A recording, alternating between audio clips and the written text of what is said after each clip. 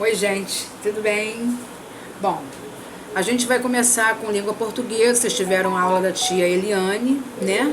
Agora a gente entra com língua portuguesa. Como vocês sabem, quarta-feira é dia de gramática. Porém, a tia Ivana vai dar a página 48. Peguem a apostila, abram na página 48. Aí você vai falar assim: tia, mas esse é um texto do Ziraldo, entendeu? Sim, a gente vai dar esse texto porque a parte de gramática vai falar sobre esse texto, entenderam? Então aí, pra gente ficar uma coisa juntinha, bonitinho, a gente vai fazer assim. Eu queria falar com vocês também, enquanto vocês estão pegando a apostila, que a tia Ivana está aprendendo a lidar com essas novidades aí, fazer vídeo, jogar no YouTube. Isso para vocês tiram de letra. Só que a tia Ivana, ela não estava acostumada com isso. Então, eu estou caminhando, eu estou engatinhando. Então, eu espero que vocês entendam também do meu lado, né? Que a tia Ivana está aprendendo, tá? Bom, vamos lá. Entrevistando, vocês vão colocar aula e data, não esqueçam, aula e data. 08, né, hoje, 08 do 04 de 2020.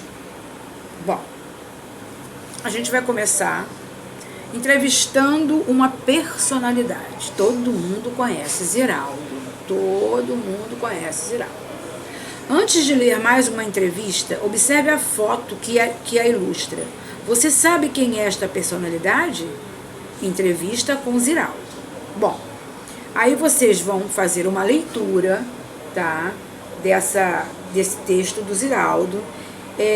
Em Entrevista a Crescer, ele conta como surgiu sua paixão pela literatura infantil e uma passagem emocionante que passou com o menino maluquinho, né, que todo mundo lembra e sabe da história dele, né?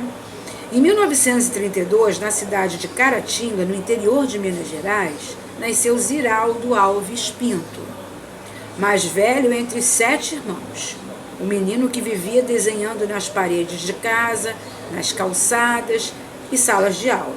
Tornou-se cartunista, escritor, pintor, teatrólogo e jornalista. Ele é o cara, né, gente? Mais que isso, tornou-se um dos maiores nomes da literatura infantil brasileira. Marquem isso aí.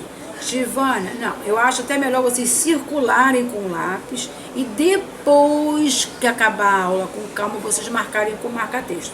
Porque senão, gente, o que acontece? Fala pra mim. Marca tudo torto com marca-texto, tudo feio, e a tia Ivana não gosta, tá? Então circula isso. Tudo que a tia Ivana pedir pra vocês marcarem com marca-texto, você circula com lápis e depois você apaga e marca bonitinho com calma. Esbanjando simpatia, disposição, entusiasmo, informalidade e senso de humor, Ziraldo conversou com a Crescer sobre sua história na literatura e sobre o momento profissional que está vivendo. A Crescer pergunta: como foi sua relação com o desenho, a leitura e a escrita durante a infância, tá? Então ele está dizendo aí que desde pequeno ele sempre teve uma relação muito forte com o desenho, né, das lembranças antigas, né, ele ainda se imagina, ele criança ainda já se imaginava na vida adulta, né, ele foi crescendo, conhecendo as histórias em quadrinhos, né, e isso fez com que o desenho passasse a ser narrativo, revelando-se em quadrinhos, charges a cartoons. Essas linguagens sempre me encantaram. Página 49. Aí a Crescer pergunta: antes de ingressar na literatura infantil, você trilhou uma boa estrada como cartunista e jornalista. Teve ampla atuação em jornais e revistas. Como foi o seu ingresso na literatura infantil? Porque ele ingressou na literatura infantil depois, né? Aí ele falou que conforme ele foi trabalhando nos cartoons deles e nas charges, que a gente sabe o que é, que a gente sempre vê, charges são aquelas críticas engraçadas, né, que se fazem, né? Comecei a gostar muito de escrever. Aí eu não gosto que não aparecia com tanto destaque na minha infância. Fiz histórias em quadrinhos e criei a revista em quadrinhos Turma do Pererê, que era mensal e durou 5 anos. Em 1969, então, ele escreveu Flicts, meu primeiro livro para crianças. É Flicts mesmo, né, gente? O livro teve o aval de Carlos, nada mais, nada menos do que Carlos Drummond de Andrade. Foi muito bem recebido por adultos e crianças e fez muito sucesso. Aí a Crescer pergunta ele de novo. 11 anos depois de Flicts, você lançou O Menino Maluquinho.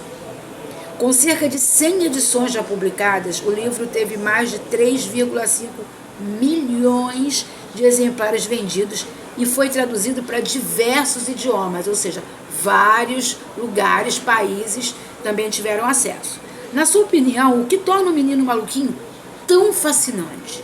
Todo mundo já leu O Menino Maluquinho. Aí ele responde. Quando lancei O Menino Maluquinho, eu não tinha a menor ideia de que o livro teria tamanha repercussão, que um dia teria toda essa história que construiu. Acredito que O Menino Maluquinho teve tamanho alcance nesses anos todos por despertar identificação nos leitores, ou seja, quem lê se identifica com o Menino Maluquinho. As crianças leem a história e se identificam com o personagem, seguindo algo como, opa, isso é comigo, eu sei o que ele está sentindo, eu sei o que ele está sentindo, é isso que eu sinto. Todo mundo se identifica com o personagem, né? Aí a Crescer pergunta, além de relançar a coleção ABZ, você está lançando Nino, o Menino de Saturno.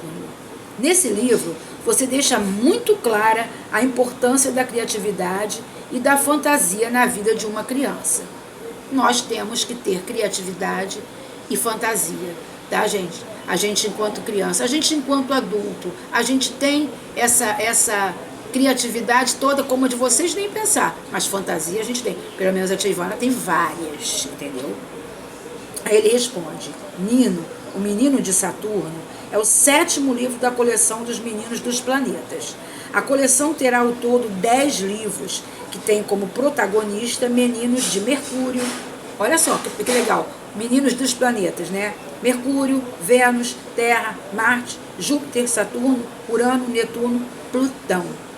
E ainda o menino da Lua, do nosso satélite, que sonha em ser tão importante quanto o menino de planeta. Na coleção toda há muita fantasia, mas esse volume, num momento importante, inseriu uma fala de Einstein. Todo mundo conhece, já ouviu falar de Albert Einstein, no qual ele afirma que a imaginação é mais importante do que o conhecimento. Acredito muito nessa colocação. É que ele falava, Einstein, que a imaginação é mais importante do que o conhecimento. Imaginação é o que vocês têm aí de sobra, não é isso? Bom, aí lá em cima tem aval. O que significa aval? O que significa aval?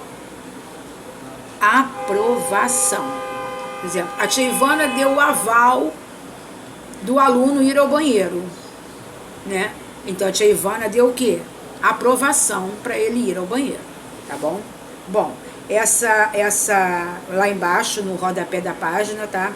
Quem escreveu foi Marina Vidigal, a entrevista com Ziraldo, editor QDC, em 7 de outubro de 2015. Aí a gente vai virar para 50. Jogo rápido. Complete o quadro a seguir com as informações sobre a entrevista com Ziraldo.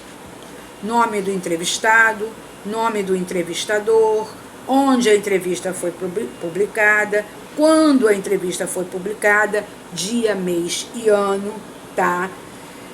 Isso aí é moleza, iniciando tudo com letra maiúscula, tá?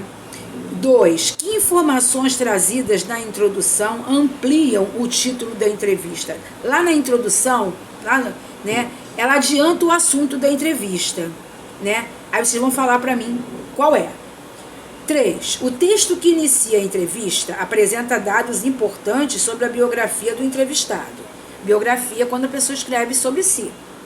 Ou uma pessoa escreve, vamos supor que eu faça a minha biografia, alguém vai escrever sobre a minha vida, né? Que eu acho que ninguém vai querer escrever não, sabe, gente? Mas o texto inicia, tá, já falei, né? O texto que inicia a entrevista apresenta dados importantes sobre a biografia do entrevistado, trazendo informações sobre sua vida e sua obra. Copie 2 informações sobre a vida de Ziraldo. Você pode dizer onde ele nasceu, a cidade que ele nasceu, o estado que ele nasceu. Você pode botar o ano que ele nasceu, qualquer informação que venha sobre ele. Copie agora 2 informações sobre as obras de Ziraldo. Você pode escolher 2 informações sobre a obra. Por exemplo, você pode escrever, pode pegar Nino, o menino de Saturno, e colocar que ele foi o 7º livro da coleção. Você vai escolher 2 e vai colocar dessa maneira. Ficou curioso? No livro Nino, o menino de Saturno, o personagem Nino tem um mistério a resolver. Descobrir por que os anéis de Saturno amanheceram sem cor. Somente assim ele voltará a se divertir, deslizando pelo espaço e pelos anéis de Saturno, com sua própria prancha de surf. Então, isso aí vocês vão responder e daqui a pouquinho a tia Ivana volta, tá? Pra gente fazer a autocorreção. Mas também a gente pode deixar para fazer a autocorreção na próxima aula de português, né? O que vocês acham? Eu acho que seria mais interessante, né? Porque a gente vai demorar muito tempo. Então, vocês podem colocar assim, ó, página 50, vou anotar no meu também. Vocês podem colocar casa, data de hoje, 08/4/2020, faz um xizinho na 50 que vocês vão fazer. Gente, vocês podem entrar também no Doutor Google, igual eu falo com vocês, e procurar esse livro, Nino, Menino de Saturno. Dá uma olhada, né? De repente é interessante. De repente é interessante, não. Será interessante. Vamos virar. Nessa 51 também você vai colocar aula e data, porque é consultando a gramática, tá? Aula e data. Tivana até colocou aqui no dela, tá? Aula e data. Aí a gente está falando de números ordinais. Aí você vai dizer assim para mim, Tivana, mas números ordinais, a gente já deu isso em matemática, não é de português. Faz parte, gente, porque vocês vão escrever por extenso, com palavras, né? Quando o Ziraldo foi entrevistado, estava prestes a comemorar seu 83 tal aniversário. Alguém sabe me dizer aí, em número ordinal, que número é esse? Você conseguiu ler esse numeral? Que corresponde à idade do escritor? Ele tem essa idade aí? Leia novamente. Quando Ziraldo foi entrevistado, estava prestes a comemorar seu 83º aniversário. Olha, 83º aniversário, tá? O numeral que indica a ordem ou a posição ocupada em uma série é chamado de numeral ordinal.